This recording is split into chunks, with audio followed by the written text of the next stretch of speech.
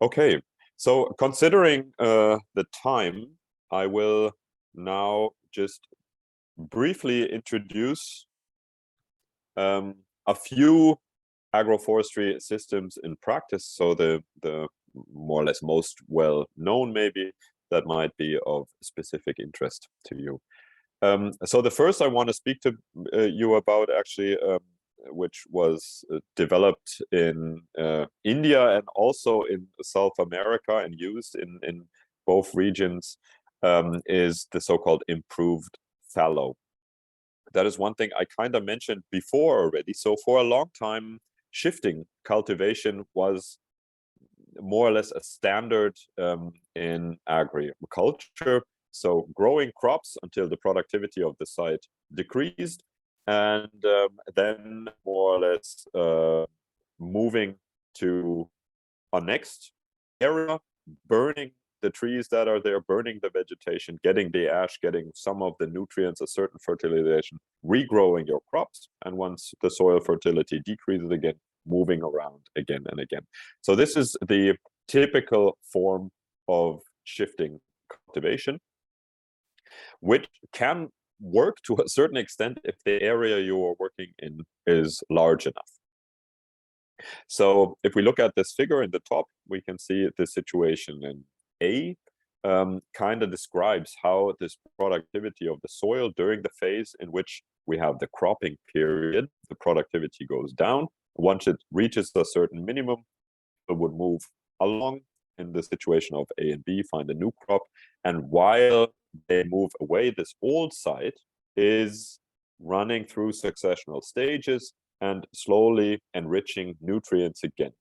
And if the system is sustainable, so if the area is big enough, for instance, then once people return back to the first site, the productivity will be again possibly at its level where it was before the system was used as a field or a cropping system.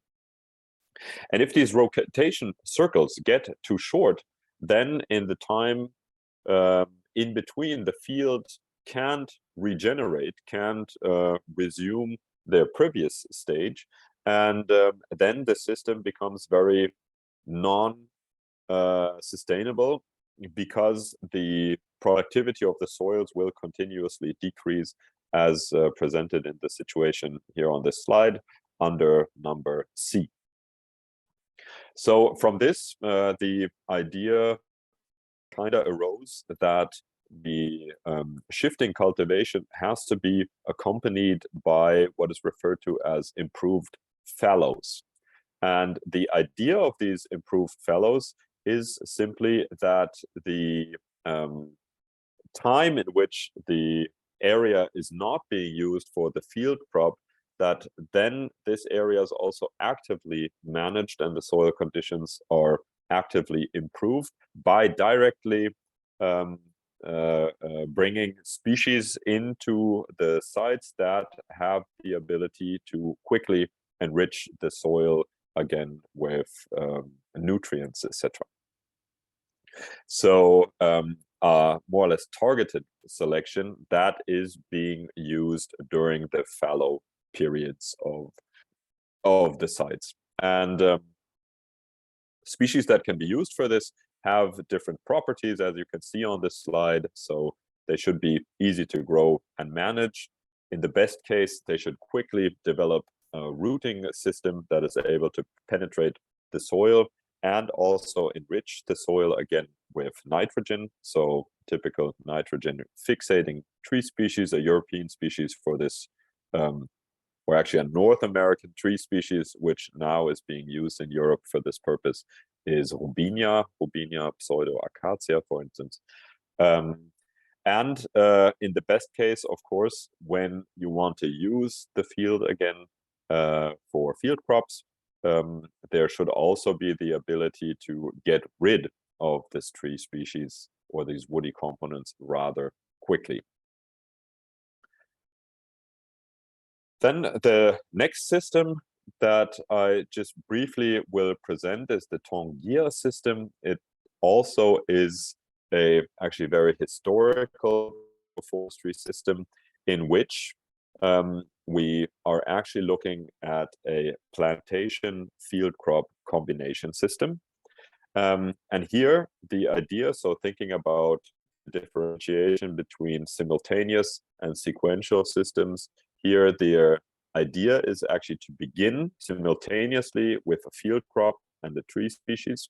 And once the tree species outgrows the field crop, the focus then turns to the management of only the tree species, and the field crops over time disappear. Once the woody component is harvested, the whole system starts again at a tree system, so combining field crops again with tree species until competition kicks in and the field crop disappears from the system. So this is also a very typical agroforestry system, starting out as a simultaneous one, becoming a sequential system over time. I will now just hop over these slides due to the time, because I just want to highlight a few more agroforestry systems in practice. One that I also mentioned before, so alley cropping, is another very typical approach you find in very different agroforestry systems in different forms. Nowadays, you will also often see these large alleys of trees. However, the original alley cropping or hedgerow system actually had the aim that the woody components improve the soil conditions, but do not compete with the field crops much above ground. So they were always actually kept very, very short. And the main purpose of these was to penetrate the soils with the roots and fixate nitrogen, similar to the images you can see on the slide. And you can see actually these green strips are very small. They are always cut back at the beginning of the growing season of the field crop. And like I said, also here we have like a typical trade-off system actually, because if they outgrow the field crop gets shade, which we want to try to avoid. But the aim is, of course, to improve the soil. And as long as this can be balanced in such a way that the soil improvement outweighs the negative effect of shade, then this is a positive system and is worthwhile using as agroforestry system. The opposite, which structurally looks similar to the alley cropping system, but has an opposite function, would be these shelter belt systems. Their intention is to actually change the above ground conditions and protect the field crops from, for instance, wind or water erosion, etc. So they are to act above ground in different ways, so as protection, as filters for the field crops.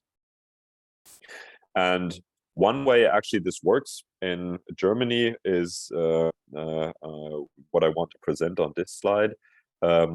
So you can see on the left side actually what this shelter belt does. So in view of wind, it will dislocate the wind, let the wind turn into different directions, or not hit the field crops as strongly. So you have this sheltered zone behind the shelter belt, which is why the belt is called shelter belt. And what this actually does, or how this can actually increase the productivity, for instance, of corn in this case, is again a certain type of trade-off in the close range of the shelter belt. So you can see on the left figure, you can see the distance from the shelter belt on the x-axis and the relative harvest on the y-axis. And you can see close to the shelter belt, the productivity is very low. So corn, you will know, is a C4 plant, which requires a lot of light to have a high productivity. And you can see close to the shelter belt, there seems to be some competition. Productivity goes down. But then shortly behind the shelter belt, or with increasing distance from the shelter belt, the productivity kind of reaches an optimum, maximum, and then drops back down to a rate that is comparable. So the 100% level is the monoculture that is comparable with a monoculture. And the reason for this is that if we look on the right figure, the shelter belt can have or has an effect on the moisture levels of the soil, but also of the microclimate itself. And this increase, for instance, so on the protected side of the shelter belt, this increase of precipitation, of thaw formation, less wind will also lead to a higher soil moisture level, so less evaporation of the soil, etc. All this leads to better growing conditions in comparison to monocultures, which is why we get this positive effect on the productivity. Show this as one example for a shelter belt system, strongly related to this contour strip systems, so following certain contours in the landscape with the same purpose, however, to protect the field crops. This I will jump over. So the function of living fences, I think it's quite clear what this will be. And one last point, maybe also I just want to mention, because they're quite commonly discussed currently also in Germany, are these successional agroforestry systems. So where you have components that will change over time, and they also actually have their origin not in Germany, but also in other more subtropical regions around the world. And the idea here is more or less what you see on the right side of the image.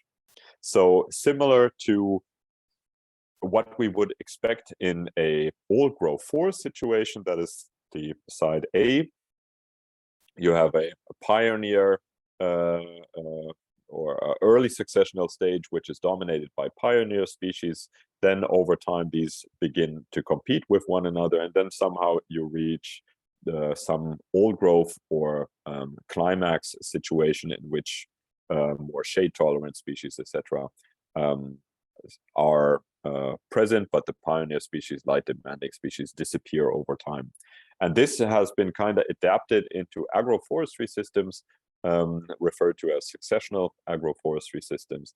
And here the idea more or less is the same, that you over time combine different species with one another depending on the conditions that are there. So we can see in B, if we start out, you can see there are palm trees there with crops. As long as they are not competing for light, these can be on the same side simultaneously. However, at some point in time, the palm trees will outgrow the field crops, will close their canopy, and the conditions will not allow to have field crops on the site anymore. But then again, over time, once conditions allow integrating more shade tolerant field crops, so when the canopy wanders upwards, then, for instance, shade grown coffee or cocoa can be grown under these trees again. And in a successional rotation, this system can be repeated again and again and provides different products over time. And one pioneering person in this context is Hans Götsch. If you ever stumble across his name, he also has very interesting YouTube videos, etc., on his approach. So he managed to actually convert a large farm in Brazil over a very short time into a very productive system by using this successional approach, which he refers to as syntropic agroforestry approach. Okay, and this is just a system related to the successional system, so multi-story tree gardens. However, I will not go into more details here on this. And then, of course, as last point, which might play an increasing role in Central Europe, also at the moment mainly present in Mediterranean regions, are the systems in which multi-purpose trees are combined with livestock.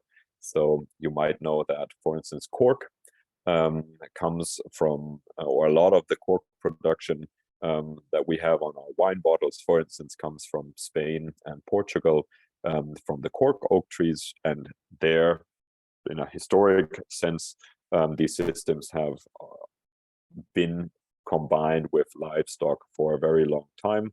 So the trees provide cork and also provide shade for the animals living in these regions. And looking at the temperature development and the heat development over time, I think this shading function will become more and more important, as you can also see by looking at this little image here. And hopefully it will not be as many of these windmills, but maybe a few more trees in the future also in these landscapes. And with this, I want to close this session for today. And yeah, I'm happy to take questions if you have any questions, or if you would like to discuss further.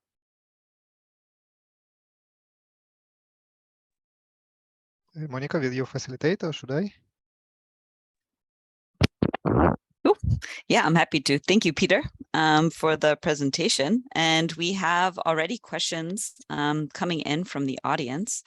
So let me close this participant and open up the chat. I already saw a chat and we have a Google document. So for all those that are new, you can put your questions into the Google Doc, what Pavlo has sent in the chat. And so our first question for Peter is, what do you think about syntropic agroforestry? Yes, that is the concept last mentioned by Ernst Götsch. And I think this is a system that has a lot of,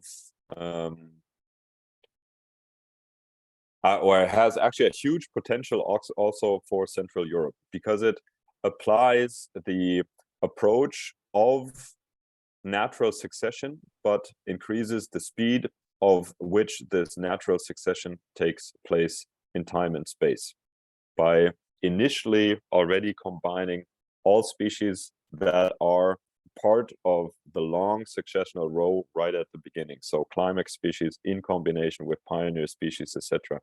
And by doing this, and Götsch also, but this whole approach also allows you to permanently harvest different concepts of the system over time. And it also brings the benefits of rather high diversities, which then are strongly related to this whole point of being more environmental friendly as a land use form. Mm-hmm. Great, thank you. And another question that maybe we could answer is how do you define the agroforest strategy for the city versus rural area or bioregion? And who should decide what to grow in the agroforest on the municipal land? So should governments decide, scientists decide, or local communities? Probably all, but maybe you have a response to that. I don't know if I have a good response, but I think one thing to be clear about is the decision of what to grow always depends on the products or the outcome you want from the system. And I think in a lot of cases, actually, also if we speak about forestry only or agriculture only, I think we have to agree on what we want from the systems, and then that will tell us what to grow. And then I think it should be a combination of, or a group of experts making those decisions. So I don't think it should be politicians alone. I think it would be a combination of people with experience from practice, from science, etc., etc. That should then come up with the best concepts to reach the goals that are intended. Awesome. Thank you. Yeah, I agree. Are there any other agroforestry projects in Germany, for example, that you know that you would like to share with the group? I see this is, I don't know if this was also answered already. Well, I know at the moment there are a lot of like regional projects kind of starting, often also partly as like social projects in which groups of people start living together. There's in Bavaria, there's one, the Lebenshof at the moment. There's another one where a student of mine is doing an internship, which is called Gut und Böse. Yeah, there are yeah, I would say there are quite a few projects. If somebody's interested in this, the DEFAF, so the German agroforestry Fach group, I can send you the English link. They have a very nice summary of what is going on, and yeah, throughout Germany actually, on their homepage. Yeah, and I'll just follow. There's some really cool initiatives in cities too. So when I was in Leipzig recently, they have like a community garden that also has an agroforest system. So there's also some very interesting. They start as social projects, as Peter mentioned, and yes, they offer food production, but they have a lot of these social benefits too. And I'm also happy to post those in the chat. I see someone has their, yeah, Marjorie, do you want to say something? Yes, thank you. I found this presentation really fascinating and so helpful. I'm wondering about the Miyawaki afforestation method. I don't know if you're familiar with this, but it is a very rapid form of afforestation, and I wonder if there are any applications of Miyawaki method from Japan to agroforestry. I think please correct me if I'm wrong, but I think that is currently being adapted as these tiny forests, right? Yes, like yes. In urban areas. Yes. So correct. So Monica actually is involved in one of these tiny forest projects being done here. And yes, so there is quite a movement actually starting, or not starting, but also driven by a professor from Eberswalde in Germany. I personally, as a forester, so just as like an afforestation concept, I'm happy about every site that is being afforested. However, what happens in these systems over time is simply competition kicks in. And the one idea of this system is, of course, that then natural dynamics will take place, and yeah, the species that are well adapted will be fine. I personally think you can decrease the tree species number and receive the same effect, actually. But that's my personal opinion from my experience with afforestation of forested sites. Yeah, thank you very much. Sure. Okay. I see in the chat there are things, but yeah, if they are to be translated, yeah, I don't know. I can ask this question about these Google Docs are great, but they're constantly changing and like shifting as we add things. So Ernst Getchemark, who applies the methods of agroforestry, emphasized the problem that a certain number of trees could be planted in a certain territory. In Ukraine, even with forest strips, the issue of land purpose is unresolved. How do you solve this problem, or solve this problem in Germany? I can also translate. I can also post this in the chat if that was a lot to digest. Yeah, I'm not sure if I understand the question perfectly. So we, at the moment, there was also Ernst Göttingen, or who? Let's see. Göttingen replies, blah blah blah.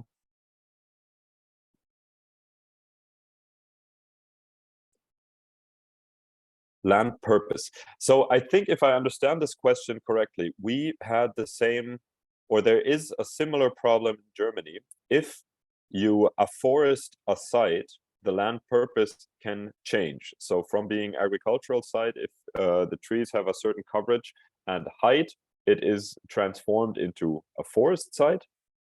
And once this happens, it's very hard to transform it back into agricultural land, which is why a lot of people are worried. I will not let my trees grow in a certain height or something like that because I want the land to be what it was before. But now this actually has changed, and in agroforestry concepts allow planting trees and removing the trees over time without changing the purpose of the land. And I think personally this is a very important point, because only this will give people maybe also the courage to try something new, if they don't have to worry that the legal situation of their sites will change and suddenly they might not be allowed to do things they were allowed before. Did that answer the question? I'm not sure if I got it correctly. Maybe whoever asked that question could. Правильно. Так, правильно, в мене була... Yes, you understood it correctly. This is what I meant. I do have a student who's in, I mean, that person whom I referred to in my question, he's currently in Portugal. And so his say parcel, his plot is expanding, but it is the legal side that he's mostly struggling with, and it's not going as smoothly, because currently they are growing both trees and perennial and just 1 year agro crops. And so if he has it classified as a forest, that would prevent him from effectively growing agricultural crops. Here in Ukraine, it is the same situation. You need to settle somehow this issue of purpose. And this is where we have a conflict, say, in a way, of our objectives. We do want to combine this, agriculture and forest, but on the practical side of this, say in Germany, do you have anyone attempting to address this, say at the state level, at the level of the government, to regulate this somehow? So, I mean, what I'm wondering about, in other words, is where you started from.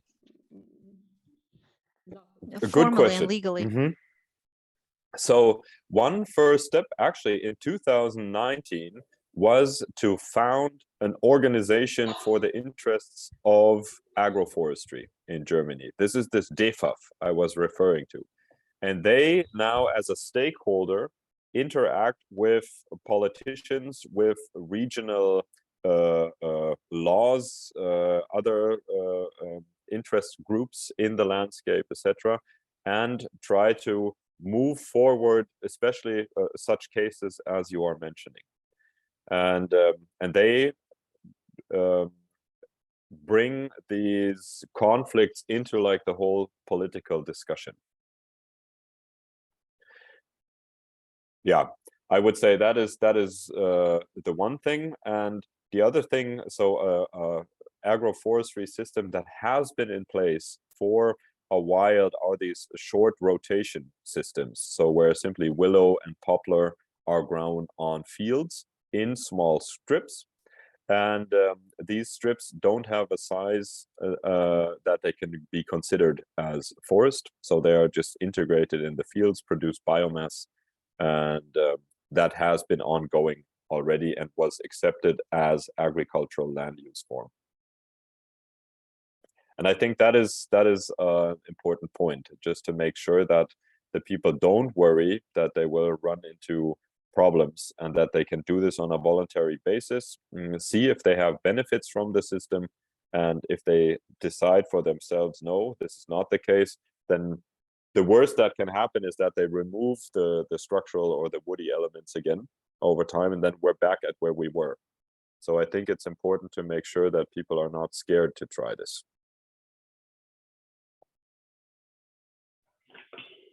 Дякую.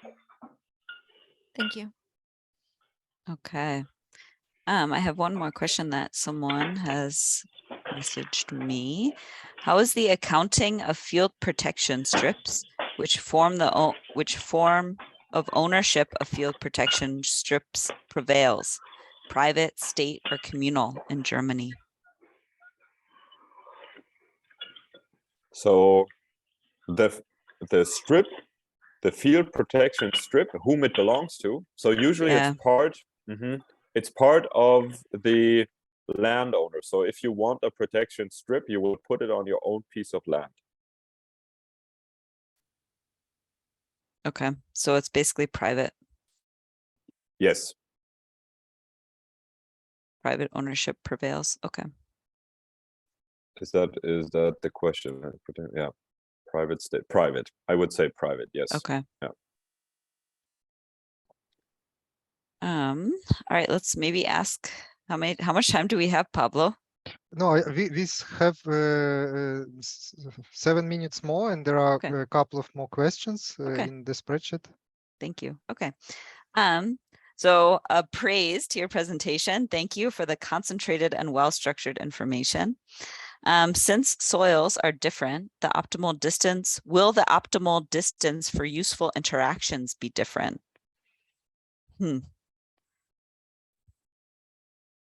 Yes, in general, so to make it very short, yes.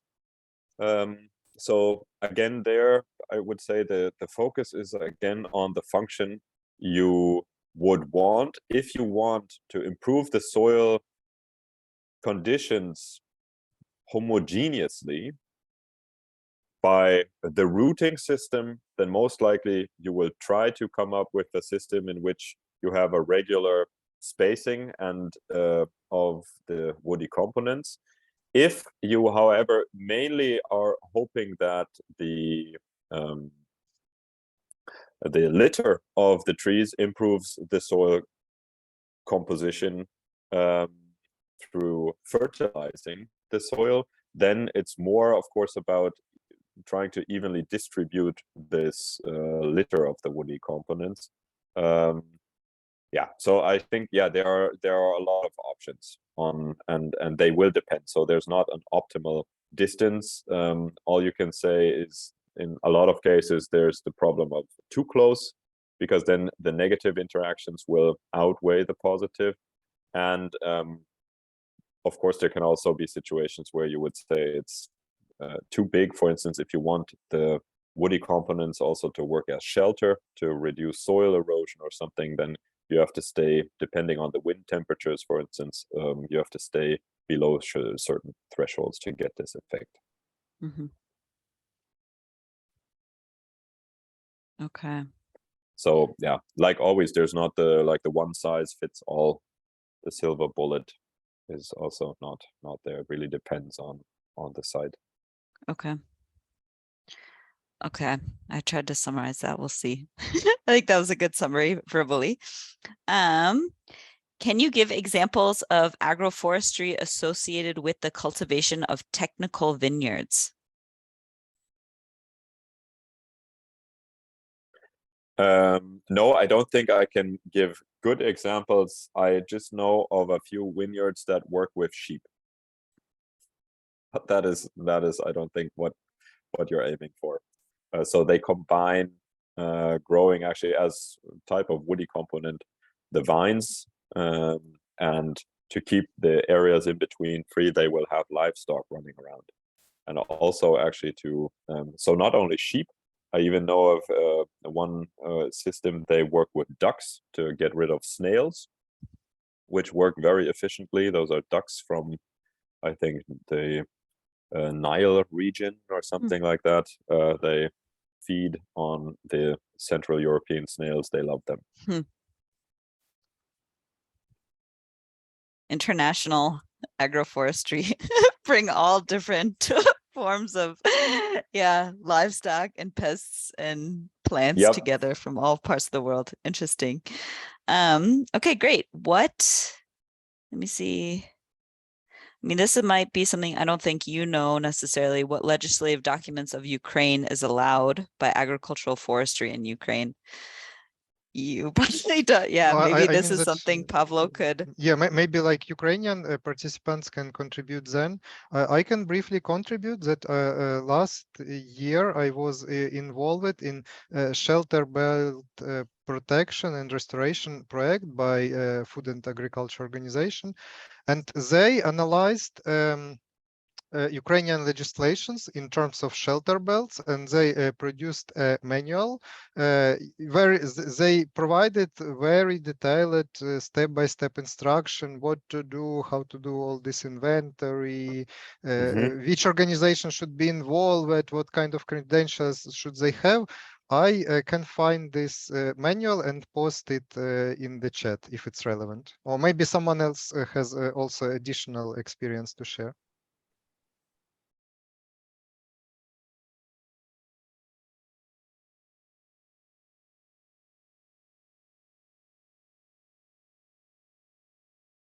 Yeah, do you want to go ahead? Yeah.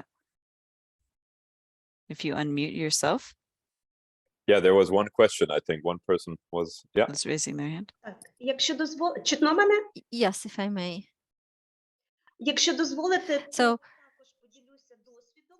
I do have some experience I could share, and I also have a question to Peter. Well, first of all, thank you for the insightful presentation. It's extremely useful. Now,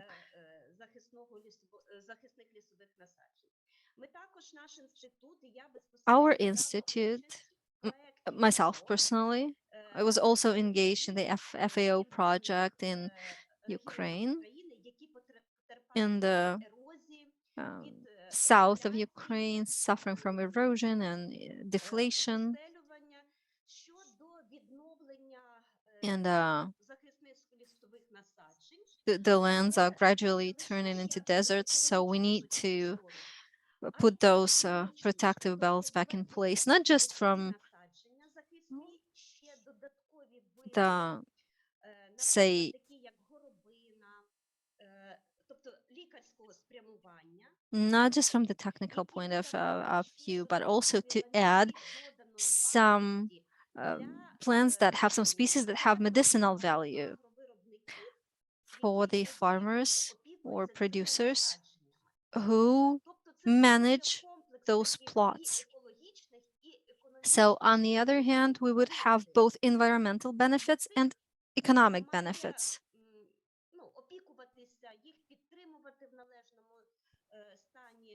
Because someone has to manage those plants. So we could say have their acacia or other similar kinds of species. So do you have any such experience? Maybe, Peter, if you participated in similar projects, how are those implemented in Germany? Thank you. Yeah, so I don't have experience with medicinal plants, but I think the objective behind that is wherever you are or wherever such a system is planned, that you try to combine elements that of course also give you the maximum economic output with increasing the ecological value, of course, of the system. And in Germany, still, I would say the main focus actually lies on producing high quality timber. So also for the land managers, high quality timber in combination with fast growing species that only produce biomass, actually. So a lot of Germany is trying to change their energy sources actually by having more renewable energy, and one part of that is biomass. So that is usually what you will find in these woody strips, and then in combination with possibly some fruit elements. That is the main focus here. But if you have a species that has a high medicinal value, can be harvested and can be sold on a local or above local market for a good revenue, of course, that would be advisable.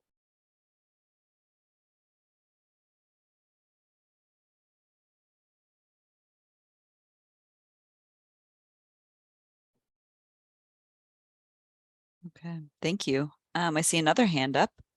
If you want to go ahead.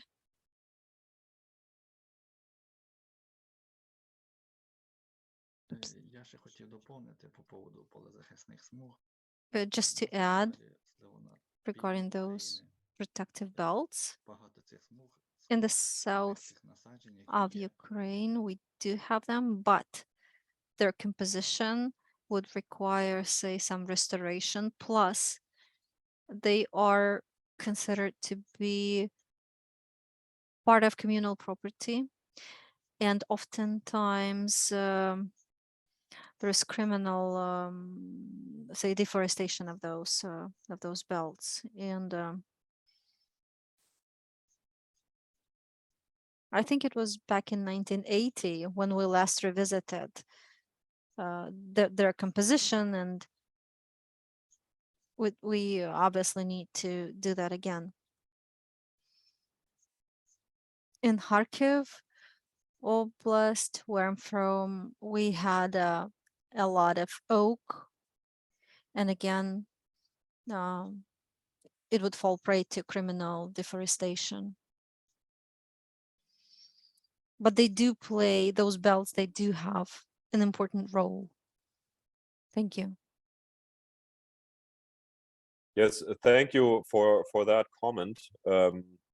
So I can actually tell you, since Putin forced this war onto you and your country, even in Germany, the illegal harvesting of trees in forests has started again, because people are now worried that we will not get gas, obviously, from Russia, etc., and people are worried about their winter energy.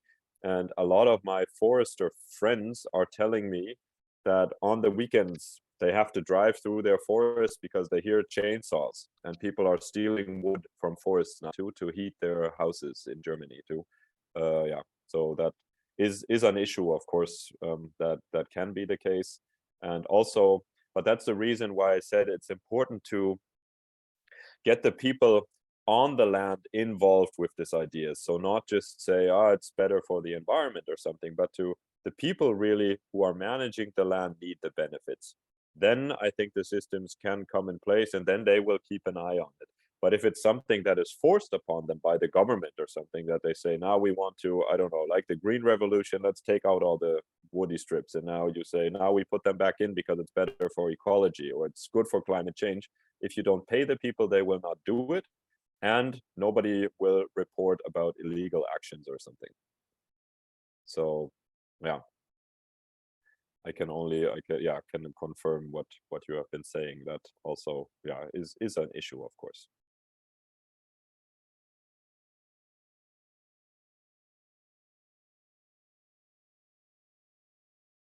The things that you were just mentioning, these illegal wood cutting, unfortunately in Ukraine, this was quite a typical practice, because poor people in Ukraine considered it something they could do to heat their houses. It was a predatory approach, I would say, and which led to almost full loss of protective forest belts. And these predatory cutting has been going on for a long time, and this led to numerous degrading systems in agricultural landscape as well. I mean, soil erosion and drop of fertility, productivity of soil, loss in biodiversity. This is a comprehensive sequence of events, which is not well understood by the people now. They might get to it later. There is not like a drastic drop of yield. No, that would have been seen. But people disregard the fact that the forest belt also contributes to yields. It's not big, but it's there. It helps creating microclimate that is favorable for field crops.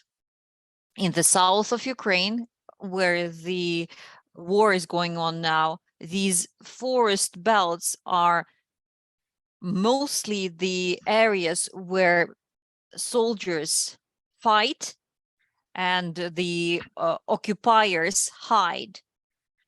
These belts are especially harshly damaged as a result of fires and explosions.